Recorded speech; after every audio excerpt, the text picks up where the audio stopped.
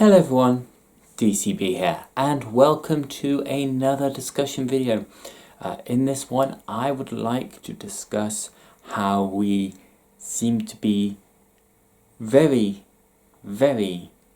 confused and very put out of sorts when our routines are interrupted. What do I mean by this? What do I mean by we're put out of sorts when our routines are interrupted? Well, this year, 2020, let's just take a look at this, shall we? So this year has obviously had some ups and a lot of downs, a lot of things that have interfered with our normal day-to-day lives. Of course, that big thing being COVID-19 or coronavirus or whatever you want to call it, that has interfered with our daily lives. It has meant that we're not normally able to do things that we would normally do. It has interrupted our work life, it has interrupted our social lives, it's interrupted our leisure and travel life. So, if we like to do a lot of travelling or we like visiting places, we've not been able to do that as much this year. We rely on that integration with our family and friends. We haven't been able to do that a lot this year. We rely on our work, our paid jobs, to keep ourselves mentally and physically active. Even if we don't always enjoy our work, it gets us out of the house, it gets us interacting with other people, it gets us doing something else than being inside our house, our flat, our apartment, our room for basically weeks on end, days on end. Even if it's just for 6 hours or 8 hours, we get outside our four walls. It gives us a routine, it gives us some sort of stability and something to do outside of our house or flat or apartment or room, as I said. And because this year has been so random, absolutely random, there have been times when we can't do that.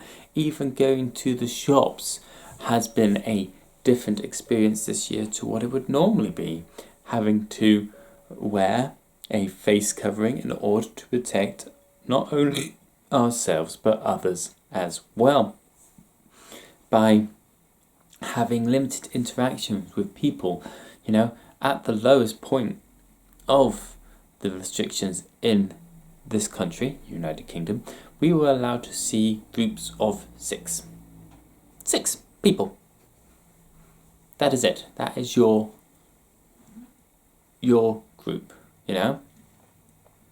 If you wanted it to see any more than 6 people outside of a house, you just had to go to a pub or restaurant, but I'm not going to get into that, That's political, and I want to try and stay away as much from political stuff as possible on this channel. It's not what it's about. It's about discussions. It's about culture. It's about builds. Discussion, culture, builds. Moving back onto topic where we're trying to discuss and understand our incapability of this, is that we in the developed world and the Western world have had a lot of security, we've had a lot of certainties where we can have a certain amount of freedom. We get to choose where we work, we get to choose who we spend our time with, we get to choose who or who not to sleep with or have a relationship with. We get to choose how many people we meet up with. We choose what jobs to apply for. We choose what to do with our leisure time and free time. We choose where we want to go and where we don't want to go. We get to choose where we like to go on holiday. We get to have a great freedom of choice due to our location in the world and how our country has developed over the years, which makes us extremely not only lucky but also privileged in our lives. There are a lot of places in the world where these sorts of choices and privileges are not there. There's a lot of places where you can't choose where you can or can't work. There's a lot of places where you can't really choose who to vote for or who not to vote for. You don't have that choice. You don't have as much freedom as we do, and we should recognize that for what it is, that under normal circumstances we are very, very privileged and extremely lucky to be where we are. There are even in this country there are people who do struggle financially, who struggle mentally due to unfortunate circumstances. Sometimes beyond their control, sometimes within their control. Something happens and they fall apart. Not always because of a choice that they made, but because of a choice that somebody else has made. And then it's affected them in a certain way. Now, of course, there can be an argument to say that there is a choice of how you let a certain thing affect you, to what extent you let it affect you. But then there are also things like, say, for example, your company that you work for closes for no fault of your own. And then there is, even though you apply for jobs, you're not able to get a job. Therefore, you get into debt because you can't pay your bills, your rent, mortgage, you can't afford to buy food, stuff like that. It falls apart. It falls apart. No matter what you do with your choices, there are always certain things beyond your control that even if you're making the right choices and are going for the things that you want to do, that something may stop that from happening, which is external from your choices, and therefore have an effect on your choices. Wow, what a random and weird way to go around explaining that. I hope you're bearing with me here and understanding what it is I'm trying to say.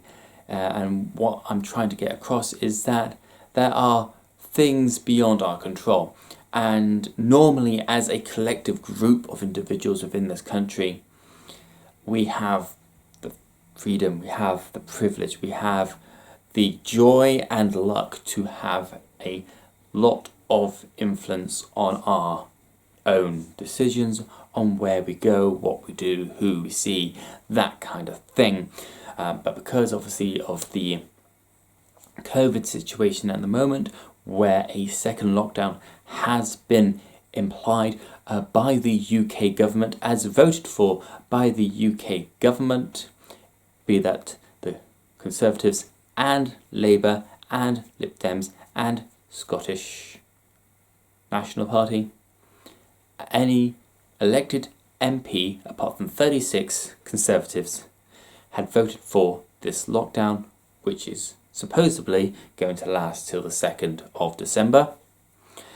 I personally don't see how you can put a date on anything in regards to this constantly evolving and changing situation, which we've not seen in our lifetime and our grandparents haven't seen in their lifetime. It is something unknown to living memory, a global pandemic of this scale.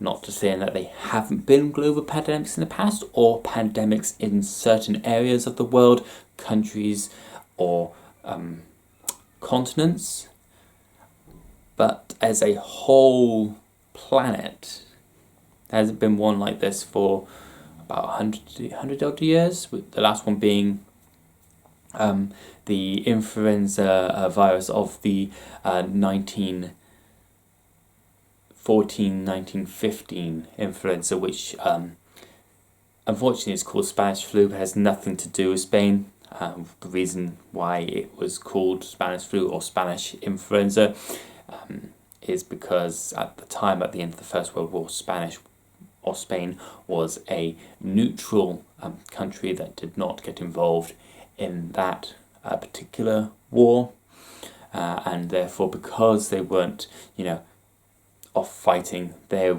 and dying and being killed or killing, Of course, there were obviously some individuals that may have, but generally as a country, it was neutral.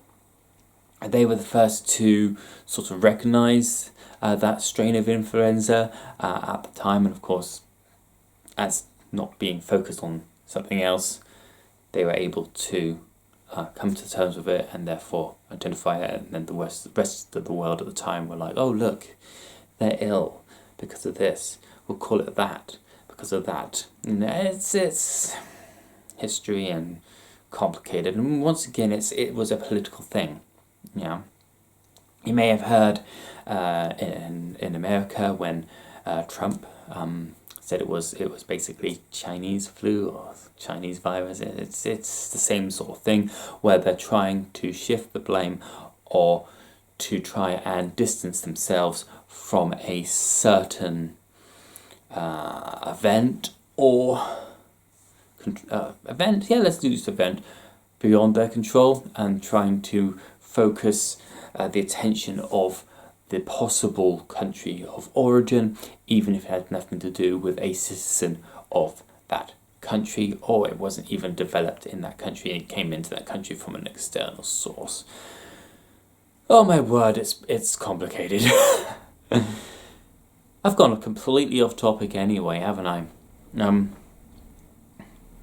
Completely off topic. It just goes to show all the things that are running in the background, running through our heads at this point in time where we're trying to cope with a situation that we have no experience of in the developed world, and how we are trying to come to terms with it and how we are trying to deal with it on an individual level as well as a community level, a country level, a national level, an international level. Something that we've not had to deal with before in our lifetimes. Under normal circumstances, if any of these restrictions were being imposed upon us, it would completely be seen as a move to grab power and create a dictatorship within a normal diplomatic system where everything is decided by elected members of parliament, not by one or two individuals with special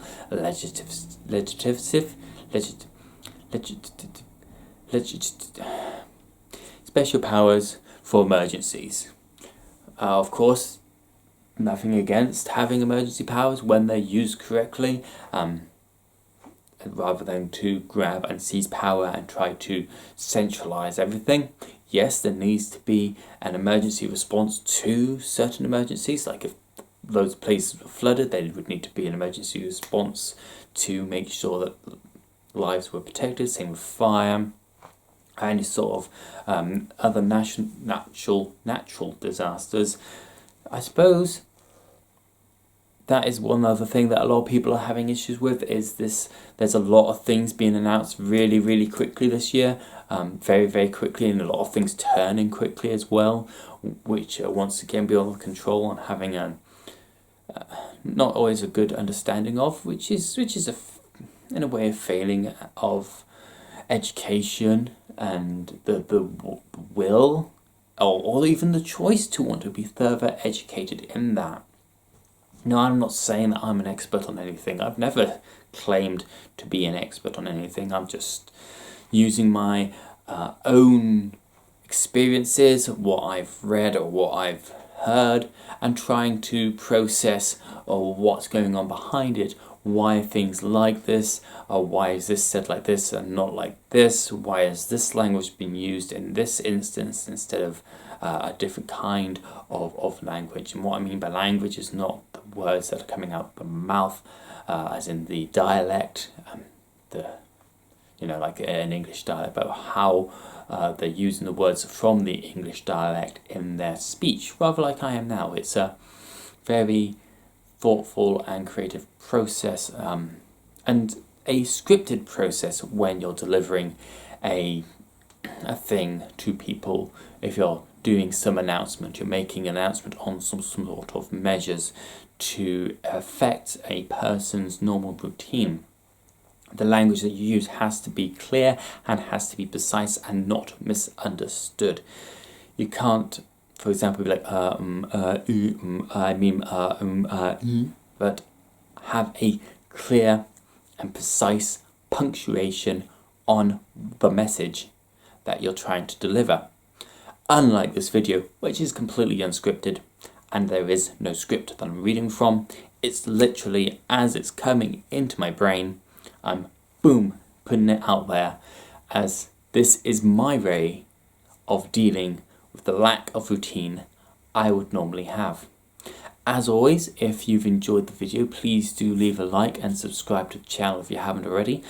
Put into the comments below how you're dealing with the changes to your routine, how you're finding it, and what you believe is the best way forward for us as a country, as a nation, as a planet. How would we deal with things like this in the future if something like this was to happen again? What lessons can we learn from now that we can implement for the future? Once again, thank you for watching. This is DCB. Knowledge is power if we use it wisely.